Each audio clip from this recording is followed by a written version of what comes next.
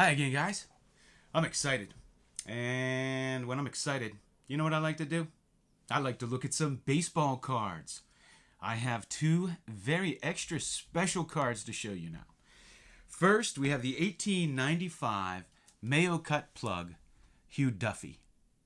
Hugh Duffy holds the highest single season batting average in Major League Baseball history. He batted .440. He was one of the really good early players. He won a Triple Crown, won one batting title, and two home run titles.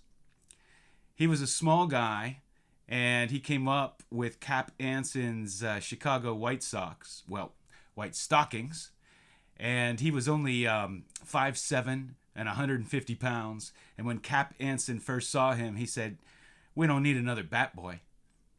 But he became one of the great players. Of course, later on, many of you are familiar with probably his T205 and other cards from when he was a manager. But he was one of the early great players, and man, I just love to get me 19th century cards of the greats. This is not an easy card to come by. And I have this here. So I guess they sent these cards off to Major League players. And this card was sent to Stan Musial.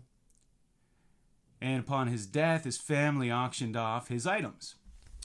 And so I have this great 1950 Callahan of Jesse Burkett from the Stan Musial collection. It was his personal card.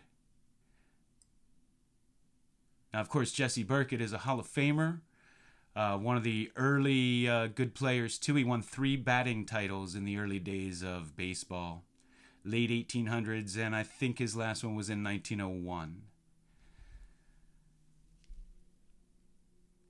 I'm not super crazy about these cards, never really collected them, but having one that belonged to the great Stan Musial is pretty cool.